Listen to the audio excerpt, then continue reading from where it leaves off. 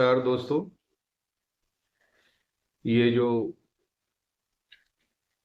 मेरे परिवार के साथ जो कंट्रोवर्सी चल रही है, इसको आप देख ही रहे होंगे और मैं इन सब चीज़ों से बहुत दुखी हूँ।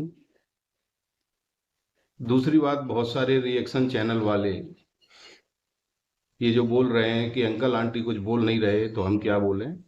सही बात है, उनकी भी मजबूरी है। कब तक वो मेरे सपोर्ट में बोलेंगे जब तक मैं नहीं बोलूँगा। लेकिन हकीकत ये है कि मैं वाईडी पर बिल्कुल भी नहीं आना चाहता। दूसरी बात ये है कि ये जो कंट्रोवर्सी कर रही है सब झूठ है, पूरी बना के बोल रही है और उसको तो बोलना है। दूसरे बहुत सारे लोग बोल रहे हैं संपत्ति संपत्ति संपत्ति। रिएक्शन चैनल वालों ने भी बोला है कि अंकल और आंटी आकर के इसमें क्लियर करें। अब दूसरी बात यह है कि संपत्ति क्या होती है। एक्चुअल में मेरे जो दो बेटे थे तो मेरी संपत्ति तो चली गई। जो मेरी संपत्ति थी मेरे बेटे थे। अब ये तो गौण संपत्ति है और मेरे पास क्या संपत्ति है ये मेरी समझ में नहीं आता। पहली चीज तो ये है कि जो सपना के संपत्ति के जितने भी कागज थे मैंने सारे सपना को सेंड कर दिए और सपना ने ही मंगाए थे मुझसे। अब रहा, लोग बाग बोलते हैं उस बिला के बारे में, तो बिला के बारे में मैं आपको क्लियर कर दूं। ये सपना वहां होके आ गई है, वहां से मुझे कॉल आ गया है। इसको जो उस बिला के बारे में करना है वो कर ले, मुझे कोई आपत्ति नहीं है। पहले मैं सोच रहा था उसको मैं लूंगा, सब लोग साथ में रहेंगे, ये चीजें थोड़ी सी ऐसी हैं, गुस्सा होके जा रही है, जल्दी समझ जाएगी। लेकिन अब मुझे नहीं लगता है कि मेरे घर में कोई शांति आ पाएगी। और सपना से मैं कह रहा हूं तुझे जो करना है, जो तेरे मन में है सब कर, कोई कसर मत छोड़ना।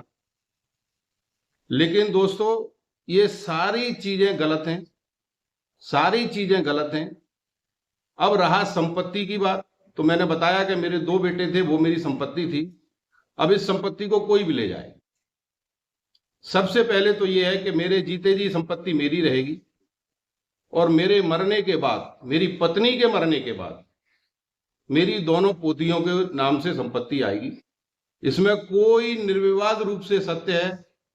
अगर ऐसे ही कंट्रोवर्सी होती रही तो फिर मुझे सोचने पर विवश होना पड़ेगा। हकीकत यही है कि मुझे सोचने पर विवश होना पड़ेगा। फिर संपत्ति उसको जाएगी मेरी जो मेरी सेवा करेगा, जो बुढ़ापे में मेरा साथ देगा। अब वो चाहे कोई भी हो। आज से मैं अभी नहीं कह रहा, अभी हमारे हाथ पैर चल रहे हैं। अब मुझे आप एक बात बताइए कि ये पूरे रिश्तेदार अलग नहीं है, खानदान को लेके साथ में घूम रही है। मेरे साथ 4 या 5 लोग हैं।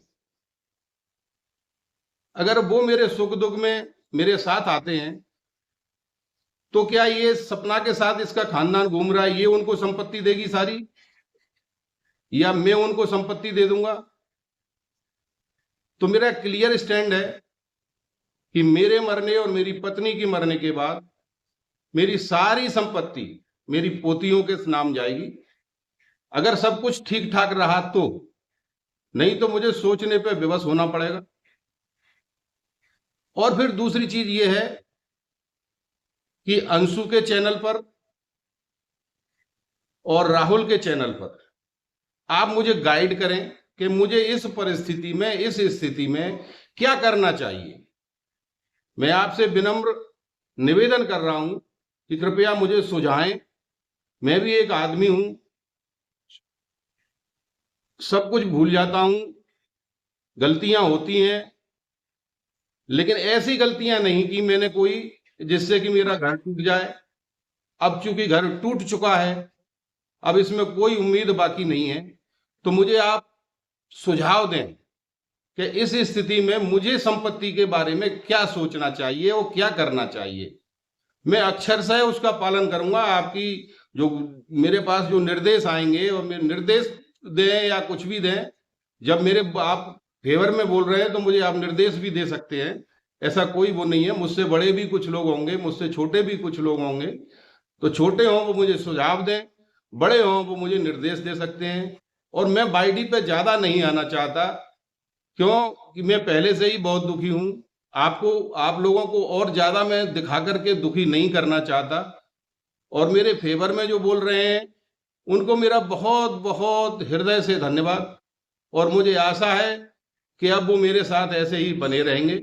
और बढ़ चढ़ करके जो सत्यता है वो आप सब लोगों को दिखाई दे रही है। ऐसा नहीं है कि दिखाई नहीं दे रही, सब लोगों को दिखाई दे रही है।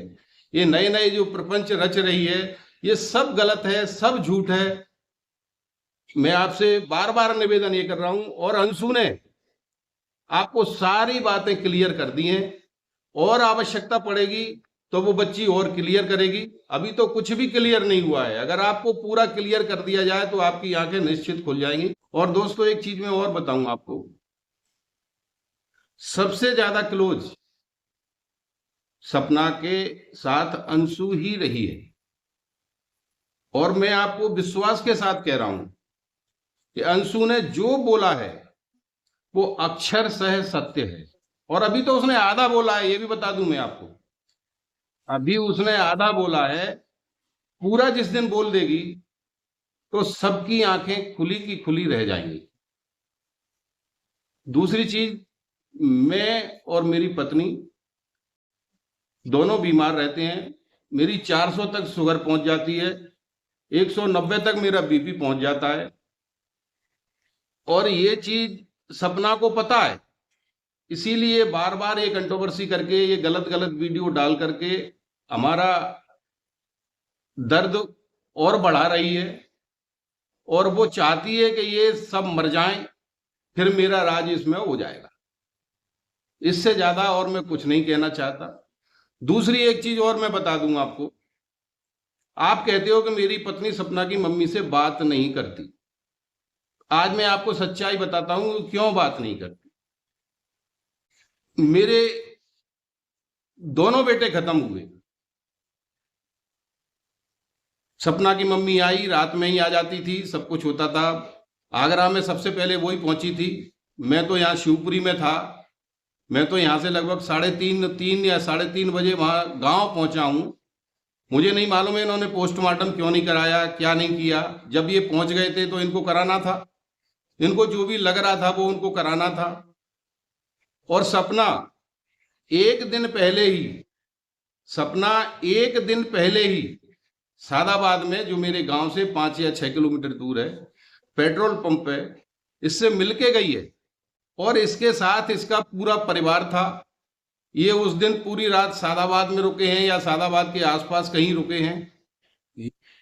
और ये बात सपना ने अपनी किसी भी वीडियो में क्लियर नहीं की कि मेरा पूरा परिवार एक दिन पहले मोनू से मिलके गए हैं।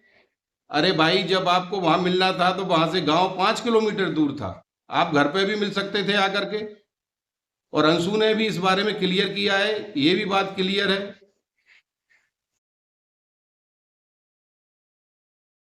बोला है मेरी पत्नी उसकी मम्मी से घृणा करती है, ये पक्का है बिल्कुल, और करती रहेगी आजीवन, जिंदगी भर।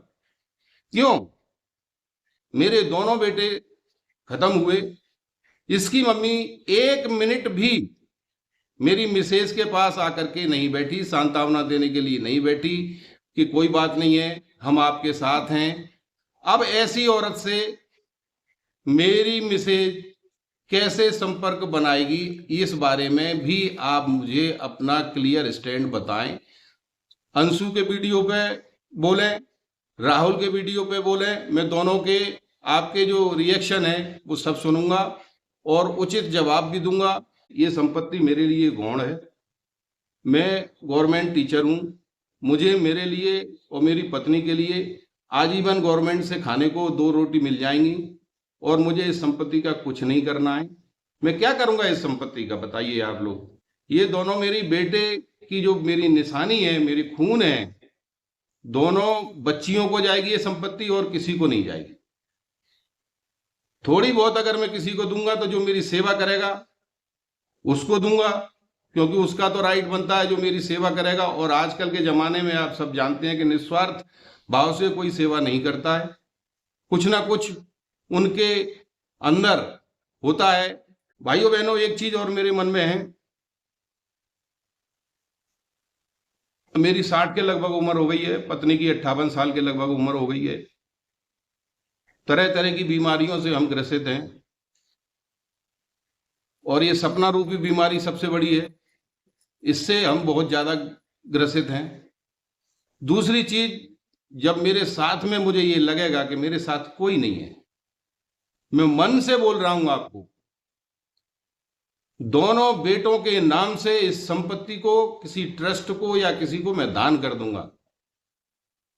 ये मेरा पक्का है। मैं और मेरी पत्नी दोनों इस बारे में स्टैंड ले चुके हैं और लेंगे। अगर कोई मेरे अंतिम समय मेरे साथ नहीं है तो फिर मैं ऐसी संपत्ति को ट्रस्ट में अपने बच्चों के नाम से, जिससे उनका नाम चलता रहे, मैं इसको दान कर दूंगा। हाँ दोस्तों, मैं एक चीज और बताना चाह रहा हूं कि हमारी अलका बहन जी मोनू के लिए न्याय दिलाने के लिए बहुत तत्पर है। मैं उनको स्वागत करता हूं।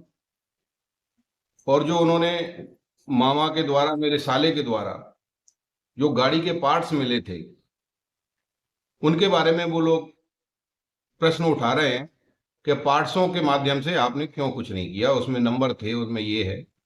तो अलका बहन, मैं आपसे विनम्र निवेदन करता हूं, आप पहले भी इस मुहिम में जुटी थी, आज न जाने किसके कहने से आप फिर इस मुहिम में आई हैं, फिर भी मैं आपका स्वागत करता हूं। और मैं आपको विश्वास दिलाता हूं, अगर मोनू को न्याय मिलता है तो आप जहां कहेंगी मैं वहां आने के लिए तैयार हूं, और मैं आपका पूर्ण सहयोग करूंगा। और जिन गाड़ी के पार्ट्स के बारे में आप बात कर रही हैं या कोई और दूसरा बात कर रहा है, मैं आदमी गांव भेज रहा हूं, वो पार्ट्स वहीं रखे हुए हैं। मैं बहुत जल्दी अंशु के माध्यम से व्हाट्सएप पर वो पार्ट्स या वीडियो में वो पार्ट्स मैं आपको भिजवा रहा हूं। यदि आपको उनसे कोई क्लू मिलता है तो आप निकालिए और बाकायदा आप स्टैंड लीजिए। जो पैसा लगेगा वो मैं लगाऊंगा, आपको पैसा खर्च करने की जरूरत नहीं है। जो पैसा लगेगा वो मैं लगाऊंगा, लेकिन जानकारी सटीक और सही दें आप। रही दूसरी बात, मैं बार बार आपसे यही कह रहा हूं कि आप अगर मेरे बेटे को न्याय दिला सकती हैं तो बार बार मैं आपसे कह रहा हूं, मैं आपके साथ खड़ा हूं, पूर्ण रूप से आपके साथ खड़ा हूं। आप आगे आइए और मुझे जहां आपको बुलाना हो, फिर कह रहा हूं मैं आपसे, मैं वहां आने के लिए तैयार हूं, बशर्ते कि उसमें सत्यता हो, सच्चाई हो। मैं पार्ट्स भी आपके पास भिजवा दूंगा, आप देख लेना, वीडियो में देख लेना। दूसरी चीज ये है, मैं आपको सब लोगों को मैं क्लियर कर रहा हूं। बहुत सारे लोग कह रहे हैं, अंशु के लिए कह रहे हैं कि आप चली जाओ बेटा अंशु, आप चली जाओ या मम्मी पापा के पास चली जाओ, आपकी वहां बहुत आवश्यकता है। तो बिल्कुल सच कह रहा हूं मैं, हमें उसकी बहुत आवश्यकता है और मैं उसको लेने जा रहा हूं। आप सबकी जो इच्छा है, और आपकी क्या इच्छा है, इच्छा तो मेरी भी है। अब ऐसे अगर डर डर के हम रहेंगे तो वैसे ही जल्दी मर जाएंगे, समय से पहले मर जाएंगे। लेकिन हम फाइट करेंगे, फाइट करके मरेंगे। और जिसको जो करना है वो कर लो, लेकिन इतना एक ध्यान रखना कि अगर मैंने कुछ कर दिया तो तुम्हारी 3 पीढ़ी उसको, सदमे को भूल नहीं पाएंगे, ये ध्यान रखना। मैं इतना ही कह रहा हूं, मैं कोई धमकी नहीं दे रहा, कोई वो नहीं कर रहा। अंशु मेरे पास आ रही है, या तो मैं लेने जा रहा हूं या वहां से कोई उसको छोड़ देगा। 1 2 3 दिन के अंदर अंशु मेरे पास आ जाएगी। जिसको जो करना है वो कर ले। और दोस्तों देखो, आप हास्यास्पद चीजें देखिए आप लोग किस तरह से हो रही हैं। मथुरा में मेरे रिश्तेदार रहते हैं, मेरा साड़ू रहता है, उसको ये बोला जा रहा है कि लाल डिब्बा, लाल गाड़ी है उसके पास, उसको लाल डिब्बा बोला जा रहा है। जैसे इसके खानदान के पास बहुत सारी गाड़ियां, मतलब जो है नहीं रखी हुई हैं वहां। हाँ, ट्रक हैं, बड़े बड़े हैं, उसके आगे तो वो डिब्बा ही है गाड़ी। भाई तेरे घर में कैमरे लगे हैं,